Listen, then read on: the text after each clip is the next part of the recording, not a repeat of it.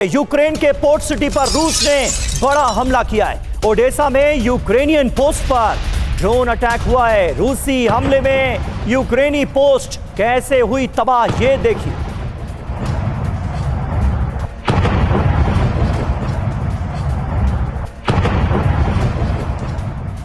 और port city Odesa से एक और बड़ी खबर। ओडेसा के कई इलाकों में एक साथ रूस की तरफ से ड्रोन अटैक किया गया। रूसी ड्रोन हमले में पूरा ओडेसा कैसे दहल उठा, ये देखिए आप धमाके की तस्वीर। ओडेसा के रिहायशी इलाके पर ड्रोन अटैक हुआ है। रूसी हमले में कई रिहायशी इमारतें क्षतिग्रस्त हुई।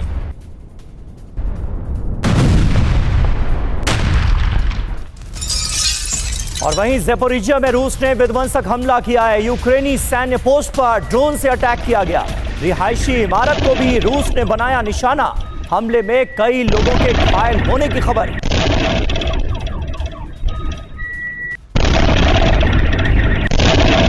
तो ये तस्वीरें आपको दिखा रहे हैं, ये हमला आपको दिखा रहे हैं। ज़ेपोरिजिया में ये बड़ा अटैक अंजाम दिया गया है। रूस ने उन इलाकों को निशाना बनाया है जहां यूक्रेनी सैनिक काबिज हैं। रिहायशी इमारत को रूस ने निशाना बनाया है। ज़ेपोरिजिया की तस्वीरें आपके सामने। दूसरी तस्वीर आप देखिए किस तरह से रूसी ड्रोन हमले से ओडेसा दहल रहा है, जो कि यूक्रेन की पोर्ट सिटी है। वहीं रूसी हमले में यूक्रेनी पोस्ट को कैसे तबाह कर दिया गया है, बर्बाद कर दिया गया है, वो आप देख सकते हैं।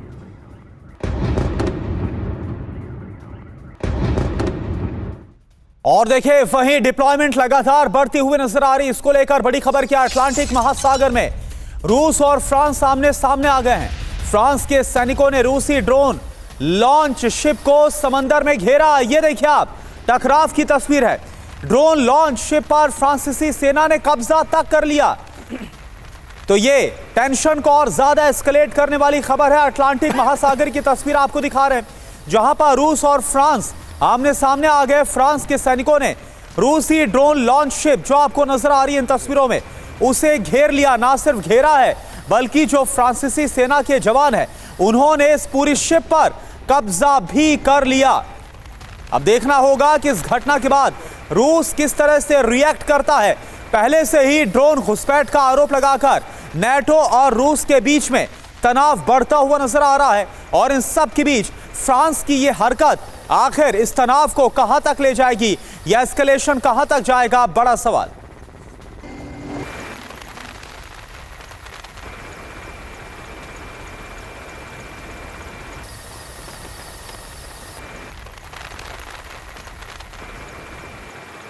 तो देखिए तनाव लगातार बढ़ता नजर आ रहा है। यूरोप में युद्ध की आग।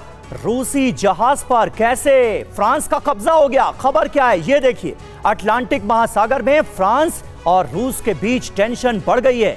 ड्रोन लॉन्च शिप को फ्रांस के कोस्ट गार्ड कमांडोज ने घेर लिया। फ्रांसीसी नौसेना ने ड्रोन लॉन्च शिप को कब्जे में ले लिया। फ्रांस आरोप क्या लगा रहा है ये देखिए। समंदर में जासूसी कर रहा था रूस, बिना इजाजत सीमा में घुसा रूसी जहाज, इसलिए यह एक्शन लिया गया। रूस ने जवाब क्या दिया है वो भी देखिए। जहाज पर कोई ड्रोन नहीं था, समंदर में यात्रा की अनुमति थी।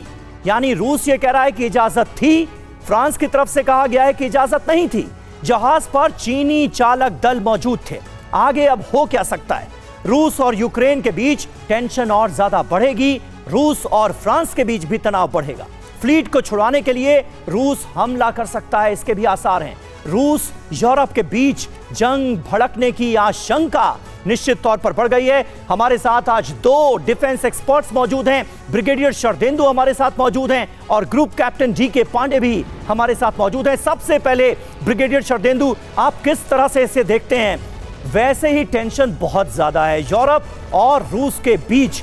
अब ये जो सीधे सीधे फ्रांस के साथ मुकाबला होते हुए हम देख रहे हैं, इसका क्या अंजाम हो सकता है? देखिए ये समय है, पूरे यूरोप के जो नेशन है, जो नाटो का हिस्सा है और जो यूक्रेन की मदद में है, उनको क्लोजली मॉनिटर करने की ज़रूरत है। जिस तरीके से अटलांटिक ओशन में फ्रांस ने पेट्रोल वेसल को फोर्सफुली ये घेराबंदी की और उसको बे तक लेके आए, ये बड़ा चिंता का विषय है। क्योंकि रूस ने अपने स्टैंड क्लियर किए हैं। उन्होंने बोला कि ये पेट्रोल वेसल, इससे कोई ड्रोन नहीं लॉन्च किया गया, जबकि फ्रांस बोलता है कि इससे आपने ड्रोन को लॉन्च किया गया। और ये ड्रोन देखिए कई देशों में देखे गए। पोलैंड में देखे गए, एस्टोनिया में देखे गए, रोमानिया में देखे गए, डेनमार्क में देखे गए। ये सारी के सारे शंकाएं जाहिर करती हैं कि रूस कहीं ना कहीं टोह ले रहा है, मदद देखना चाह रहा है कि कहाँ क्या एक्टिविटी चल रही है। और फ्रांस का ये एक्शन देखिए बहुत बड़ा कंसर्न है रशिया के लिए। रशिया अगर इसको ऐसे नहीं छोड़ सकता, रशिया ने ये भी बोला कि वो अपने वॉरशिप और तमाम तरीके के फ्रिगेट को भेजेगा इस पेट्रोल वेसल को एस्कॉर्ट करके लाने के लिए। अगर वो सक्सेसफुल हो जाते हैं एस्कॉर्ट करके लाने में, तो फ्रांस को मुंह की खानी पड़ेगी। लिहाजा फ्रांस भी अपने स्टैंड को क्लियर करता जा रहा है। फ्रांस ने पहले ही बोला है कि वो यूक्रेन में अपने सैनिक भी भेज सकता है अगर उसको फ्रांस को जर्मनी का, यूके का, इटली मतलब का, हालिया दिनों में मिल जाता है। हालिया दिनों में ये पहला ऐसा वाकया है जब फ्रांस और रूस सीधे सीधे आमने सामने, एक तरह की टक्कर की स्थिति पैदा हो गई कुल मिलाकर। एब्सोल्युटली ये बहुत ही डेंजरस सिचुएशन है, ये नहीं होना चाहिए था। अभी तक यूक्रेन और रशिया डायरेक्ट कन्फ्रंट कर रहे थे। बिल्कुल सर, तो शरदेंदु सर, ये डायरेक्ट कन्फ्रंटेशन, ये जो है टकराव, अब ये क्या सूरत ले सकता है, इसको लेकर जो टेंशन है वो काफी ज्यादा हाई है। एक और बड़ी खबर आप देखिए, सूमी से खबर है जहां पर ट्रेन पर अटैक का वीडियो आपको दिखाते हैं। दरअसल रूस की तरफ से इस हमले को अंजाम दिया गया, ट्रेन पर ड्रोन से डायरेक्ट अटैक हुआ है। ये देखिए आप, हमले की तस्वीर आपके सामने, पैसेंजर ट्रेन पर हमले से ही बड़ी तबाही कैसे मची, और जिस दौरान ड्रोन से एक के बाद एक ड्रोन अटैक हुआ इस ट्रेन के ऊपर, वो तस्वीर भी आपके सामने, लाइव अटैक की। Охереть!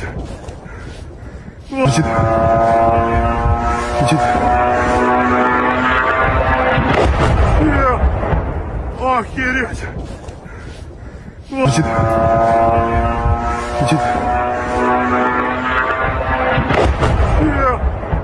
Охереть! और इस बड़े हमले के बारे में कुछ और डिटेल आपको बता दें। एक और अहम खबर, कीव जाने वाली ट्रेन पर रूस से ये अटैक किया गया है। यूक्रेन ने बनाई थी नई सैन्य यात्री ट्रेन, ये रूस की तरफ से कहा गया है। हथियार ले जाने में ये ट्रेन सक्षम थी, यानी रूस बताने की कोशिश कर रहा है कि आखिर एक ट्रेन को रूस की तरफ से क्यों निशाना बनाया गया। यूक्रेन की तरफ से ये नई सैन्य यात्री ट्रेन बनाई गई थी जिसे निशाना बनाया है रूस ने, यह बताया गया।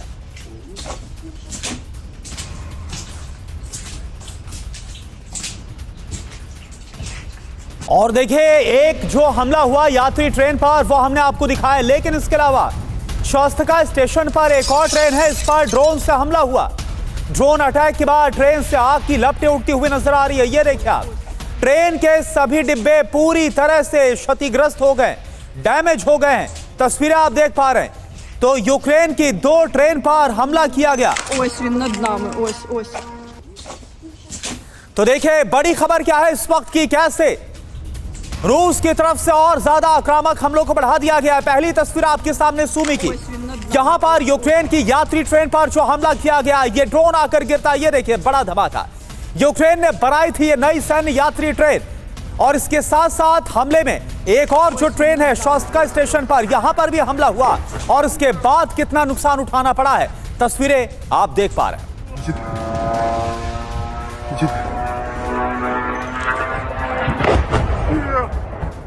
रूस ने पहली बार यात्री ट्रेन पर हमला किया है। ये जो जानकारी है इससे आप समझ सकते हैं इस खबर की अहमियत क्या है। पहली बार ऐसा हुआ है, रूसी सीमा से 70 किलोमीटर दूर स्टेशन पर हमला हुआ।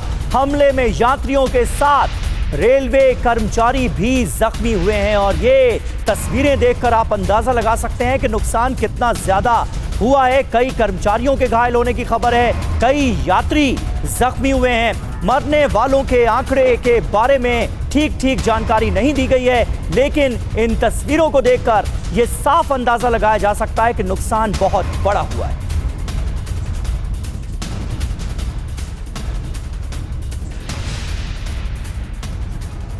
तो व्लादिमीर पुतिन का क्रोध भड़का नजर आ रहा है, गुस्सा नजर आ रहा है। रूस का सूमी में ट्रेन पर बम वर्षा हुई है। 3.5 साल में पहली बार ऐसा हुआ है जब किसी ट्रेन को निशाना बना दिया गया।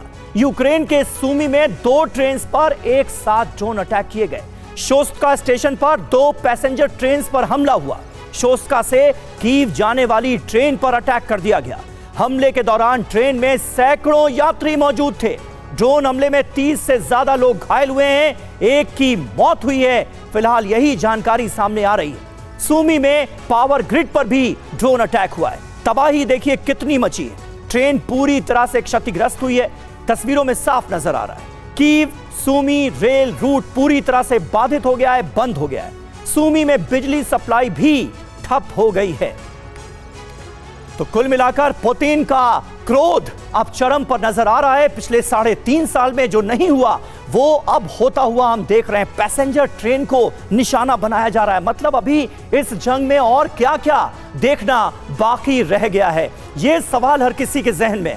रूस की नई ड्रोन ब्रिगेड को लेकर एक अहम जानकारी है। टारगेट पर यूक्रेनी ट्रेन आखिर क्यों थी, ये समझिए। रूस क्या दावा कर रहा है कि इस ट्रेन से हथियारों की सप्लाई हो रही थी। पैसेंजर ट्रेन की आड़ में सैन्य कार्रवाई को यूक्रेन अंजाम दे रहा है, इसलिए यह हमला किया गया। सूमी पर फाइनल कब्जे की तैयारी में है रूस, ये सीधे तौर पर कहा गया है। और हमारे साथ ग्रुप कैप्टन जी.के. पांडे भी मौजूद हैं। पांडे सर, किस तरह से आप देखते हैं सूमी पर फाइनल कब्जे की तैयारी, और ये जो कहा जा रहा है क्या ये मुमकिन आपको नजर आता है? क्योंकि ये दोनों पैसेंजर ट्रेन थी। रूस की तरफ से यह कहा गया है कि हथियारों की आवाजाही बड़े पैमाने पर इसी तरह से ट्रेनों के जरिए हो रही है, सैन्य मूवमेंट हो रहा है, इसलिए हमने निशाना बनाया। देखिए, निश्चित रूप से दोनों देश एक दूसरे के एनर्जी सोर्सेज पर, गैस लाइन पर और मिलिट्री जो एसेट्स हैं उन पर हमला करने का प्रयास कर रहे हैं। लेकिन ये जो हमला था ट्रेन पर, ये पहला हमला नहीं था, लेकिन पहला हमला था जबकि मिलिट्री पर्पस के लिए बनाई गई ट्रेन पर अटैक हुआ। इसके पहले पिछले साल भी ओडिशा से कीव जाने वाली ट्रेन पर भी हमला हुआ था, और ओडिशा से ज़पोरिज़िया जाने वाली ट्रेन पर हमला हुआ था। तो ये हमले होते रहे, लेकिन जिस प्रकार से तीनों आयाम में पुतिन जो है अटैक कर रहे हैं, हमने देखा कि कोपेनहेगन और म्यूनिच में जो एविएशन जो उनका डिस्टर्ब हो गया, पूरा हवाई जो उनका ट्रांसपोर्टेशन सिस्टम था वो डिस्टर्ब हो गया। ड्रोन के द्वारा लगभग 7 देशों में काफ़ी एक्टिवली जो है वो एयर वॉल्यूशन हो रहे हैं। तो पुतिन बड़ा क्लियर मैसेज देना चाहते हैं कि जिस प्रकार से यूरोपियन कंट्रीज ने ये बैठक में तय किया था कि वो सब कुछ न कुछ हथियार देंगे या मिलिट्री सैन्य सहायता देंगे यूक्रेन को, ये सबको टारगेट कर रहे हैं। पुतिन बहुत क्लियर मैसेज है कि आप शांत रहें, ये जो मुकाबला है वो मेरा और यूक्रेन के बीच में है, आप दूर रहें। लेकिन रशिया के बारे में हम जानते हैं कि अगर उन्होंने तय कर लिया, उनका टारगेट मिलिट्री ऑब्जेक्टिव्स बड़े क्लियर हो गए, डिफाइन हो गए, तो उसको अचीव करके रहेंगे। जिस प्रकार से गैस पाइपलाइन पर और जो एनर्जी सोर्सेज पर, ज़पोरिज़िया पावर प्लांट पर क्या हालत है पिछले बुधवार से, किस प्रकार से चीज़ें जो हैं वो वहाँ पर जो है डिस्टर्ब हो रही हैं, उनकी एक्सटर्नल पावर सप्लाई डिस्टर्ब हो गई है। जो डीजी सेट्स हैं डीजल से चलने वाले, उनकी क्षमता 10 दिन की है, अब वो कितना आगे चल पाएंगे, कोई और अगर उसके अंदर टेक्निकल एरर आता है तो क्या होगा, ये सब बड़े बड़े सवाल हैं। लेकिन अगर हम देखें तो यूक्रेन ने भी अपने अटैक जो है एनर्जी फैसिलिटीज जो थी रशिया पर उनको किया। बिल्कुल सर, और ये हम देख रहे हैं कि हाल फिलहाल में किस तरह से डी.के. पांडे सर, दोनों ही तरफ से स्ट्रेटेजी है कि एक दूसरे के इंफ्रास्ट्रक्चर को जितना ज्यादा हो सके तबाह करो। एक और बड़ी खबर रूस के बेलगोरोद से, जहां पर यूक्रेन का विध्वंसक हमला हुआ है। बेलगोरोद में गैस स्टेशन पर ड्रोन अटैक हुआ और इस हमले के बाद गैस स्टेशन में लगी भीषण आग। बेलगोरोद में कई गाड़ियां जलकर कैसे खाक हुई हैं। एक और एनर्जी इंफ्रास्ट्रक्चर पर यूक्रेन की तरफ से बड़ा हमला रूस के अंदर।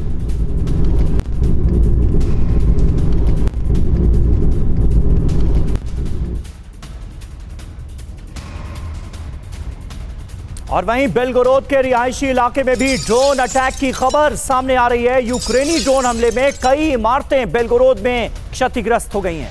यूक्रेनी हमले में कई सिविलियंस भी घायल हुए हैं। पार्किंग में खड़ी कई गाड़ियां देखिए कैसे जलकर खाक हो गई। ये रूस के बेलगोरोद की तस्वीरें आपको दिखा रहे हैं, जहां यूक्रेन की तरफ से रिहायशी इलाके में बड़े हमले को अंजाम दिया गया और उसके बाद कैसे पार्किंग में खड़ी गाड़ियों में आग लग गई, ये आप देख सकते हैं। और एक और बड़ी खबर, रूसी क्रूज मिसाइल शिप पर यूक्रेन का ड्रोन अटैक। ओनेगा झील में गश्त के दौरान रूसी शिप पर यह हमला हुआ। हमले के बाद रूसी क्रूज शिप में जोरदार धमाका होता है। ड्रोन हमले के बाद शिप में आग लग गई, ये देखिए।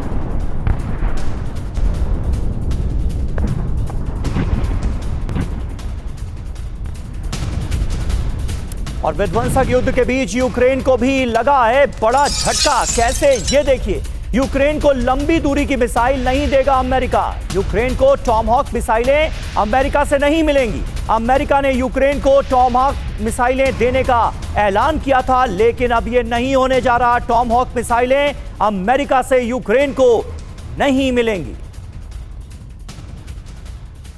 तो क्या ज़ेलेंस्की को एक बार फिर से अमेरिका ने धोखा दिया है? आखिरकार टॉमहॉक पर यह पेंच क्यों फंसा है, इसे आप जरा समझिए। यूक्रेन को लंबी दूरी की मिसाइल यानी कि टॉमहॉक नहीं देगा अमेरिका। रूस तक मार करने वाली मिसाइल देने से अमेरिका का साफ तौर पर इंकार। अमेरिका को डर है टॉमहॉक मिसाइल से युद्ध का दायरा बढ़ेगा। टॉमहॉक मिसाइल से रूसी और अमेरिका जो संबंध हैं और ज्यादा खराब होंगे। अमेरिका हर साल 200 टॉमहॉक का प्रोडक्शन करता है। अब सवाल क्या है, क्या पुतिन की वार्निंग से अमेरिका बैकफुट पर आ गया? क्या अमेरिकी टॉमहॉक से युद्ध का विस्तार होना तय था? ब्रिगेडियर शरदेंदु सर, सवाल ये एक बार फिर से बड़ा फ्लिप, एक बड़ा यू टर्न डोनाल्ड ट्रंप की तरफ से। इस फैसले की पीछे वजह क्या मानी जा रही है? डोनाल्ड ट्रंप पहले अलास्का की जो मीटिंग हुई उससे उनका एक मकसद है, कहीं ना कहीं वो चाहते हैं कि सीज फायर का क्रेडिट वो लें और उसमें वो लगातार कोशिश कर रहे हैं। एक तरफ वो प्रेशर बनाते हैं यूक्रेन पे, दूसरी तरफ रशिया को भी एंटेगनाइज नहीं करना चाहते हैं। अगर टॉमहॉक मिसाइल की सप्लाई हो जाती तो रशिया बोलता कि डायरेक्ट अमेरिका इस युद्ध में इन्वॉल्व हो रहा। और टॉमहॉक एक छोटा मोटा मिसाइल नहीं है, क्रूज मिसाइल है। इसकी रेंज में तमाम रशिया के शहर आते हैं और साथ में जब टॉमहॉक मिसाइल आती तो उनका infrastructure, launching system, training crew, launching crew भी आता। तो इसमें डायरेक्ट अमेरिका का इन्वॉल्वमेंट हो रहा था और युद्ध एक डिफरेंट लेवल पे जाता हुआ नजर आ रहा। एक तरफ अटलांटिक ओशन में जब पेट्रोल वेसल जो रशिया के फ्रांस पकड़ लेता है, देखिए उसी के तहत रशिया ने किया क्या है, ड्रोन लॉन्च करके अपने इंटेलिजेंस को अपडेट किया। यह भी रिपोर्ट आ रही कि जो चाइनीज सैटेलाइट लॉन्च किए गए उससे भी इंफॉर्मेशन शेयरिंग चल रहा है चाइना और रशिया का। तो रशिया अपने आप को फोर्टिफाई कर रहा है, तमाम तरीके के अपने टारगेट लिस्ट, जो टारगेटिंग के जो सिस्टम है उसको अपडेट कर रहा है। और अमेरिका को एक खुली चेतावनी दी कि अगर आप टॉमहॉक मिसाइल यूक्रेन को देंगे तो वो रशिया के अगेंस्ट एग्रेशन माना जाएगा। और इस तरीके की लॉन्ग रेंज मिसाइल की इस समय जरूरत नहीं है जब आप बोलते हैं कि पीस की बात करते हैं, जब आप लॉन्ग लास्टिंग पीस की बात करते हैं। अमेरिका आज की डेट में जो भी हम सप्लाई करेगा वो नाटो के कंट्री को करेगा और नाटो इसको फर्दर यूक्रेन को देंगे। अमेरिका टैरिफ पैसे भी कमाना चाहता है, अपने आर्म्स फैक्ट्री भी चलाना चाहता है। टॉमहॉक मिसाइलें दे दी जाती, लंबी दूरी की मिसाइलें दे दी जाती, तो फिर किस मुंह से आप बातचीत के रास्ते को खोलते या बातचीत का रास्ता अख्तियार करते? ये भी अपने आप में एक बड़ा सवाल तो है ही। और देखिए अहम खबर है, क्रीश ऑयल रिफाइनरी में दूसरे दिन भी आग बुझी नहीं है। यहां पर हमला हुआ था और आग के चलते बड़े नुकसान की खबर भी है। आग से एक यूनिट को बहुत नुकसान हुआ है। रूस के लेनिनग्राद इलाके में क्रीश ऑयल रिफाइनरी है। क्रीश ऑयल रिफाइनरी पर यूक्रेन ने ड्रोन अटैक किया था और उसके बाद अभी तक यहां आग बुझी नहीं। और देखिए एक और बड़ी खबर, रूस में ऊर्जा संसाधनों पर यूक्रेन के हमले और ज्यादा तेज हो गए हैं। रूस का दावा क्या है? 314 यूक्रेनी ड्रोन को मार भी गिराया गया इंटरसेप्ट करके। रूस ने 5 स्मार्ट बम को हवा में ही तबाह किया। तो ये देखिए आप, लगातार यूक्रेन की तरफ से रूस के ऊर्जा ठिकानों पर, रिफाइनरीज को, ऑयल डिपोज को, गैस स्टेशन को निशाना बनाया जा रहा है। लेकिन रूस ये दावा कर रहा है कि 300 से ज्यादा जो ड्रोन अटैक्स हैं उन्हें नाकाम किया गया। और इस बीच जानकारी यह भी मिल रही है कि रूस पर एक बहुत बड़ा हमला करने की फिराक में है यूक्रेन। ज़ेलेंस्की के करीबी रुस्टेम यूमेरोव का यह दावा सामने आया है। लॉजिस्टिक्स और फ्यूल सेंटर पर हमला करेगा यूक्रेन। इंफ्रास्ट्रक्चर और पावर ग्रिड को तबाह करने की योजना पर काम किया जा रहा है।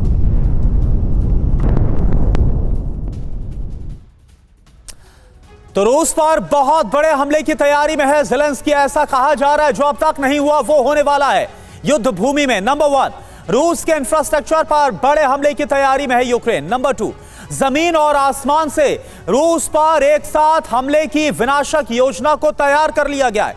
नंबर 3, बॉर्डर पर एडवांस एयर डिफेंस सिस्टम तैनात है। नंबर 4, कई ऑयल रिफाइनरी टारगेट पर है। नंबर 5, हमले के बाद रिफाइनरी से प्रोडक्शन ठप हो सकता है।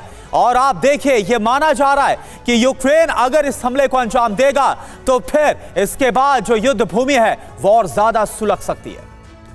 जी, और यहां पर आपको यह भी बता दें कि यूक्रेन इतना आक्रामक है कि अक्टूबर में ही कई रिफाइनरीज पर 2-2 बार हमले इसी यूक्रेन की तरफ से किए गए।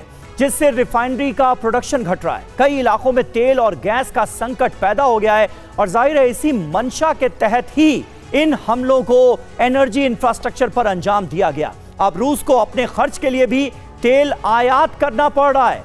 रूस के सेंट पीटर्सबर्ग की ऑयल रिफाइनरी, जो यूक्रेनी बॉर्डर से 900 किलोमीटर दूर है, जहां 2 बार ड्रोन हमला हुआ है, जिससे 20% क्षमता प्रभावित हुई है। मॉस्को की ऑयल रिफाइनरी यूक्रेन से 750 किलोमीटर दूर पड़ती है, जहां 2 बार ड्रोन अटैक हुआ है, जिससे 50% क्षमता प्रभावित हो गई है। जबकि 1150 किलोमीटर दूर पड़ने वाली समारा रिफाइनरी पर 3 बार ड्रोन अटैक से प्रोडक्शन बंद करना पड़ा है।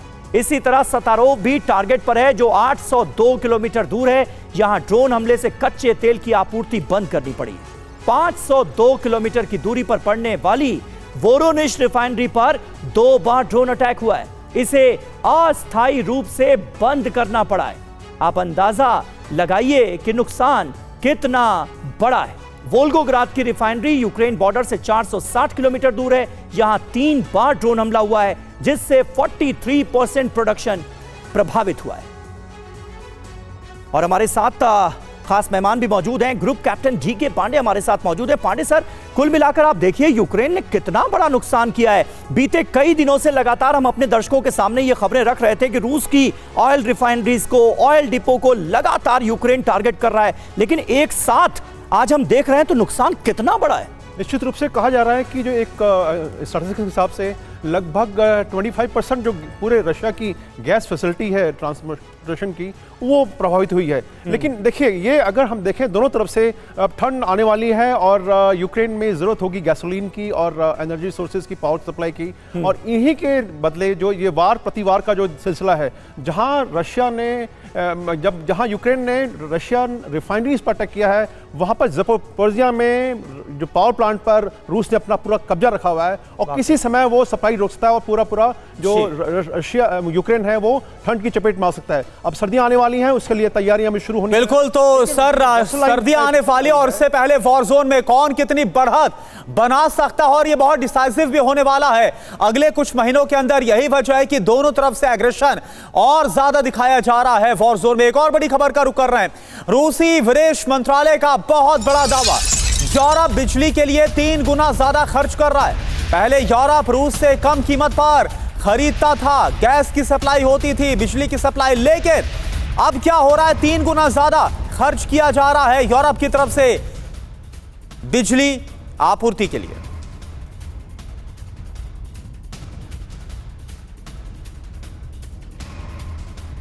और देखिए, अहम खबर यह है कि पहली बार नाटो फ्यूल नेटवर्क से पोलैंड जुड़ेगा। 300 किलोमीटर पाइपलाइन बिछाने का फैसला ले लिया गया है। प्रोजेक्ट पर 4.7 बिलियन यूरो का भारी भरकम खर्चा होगा।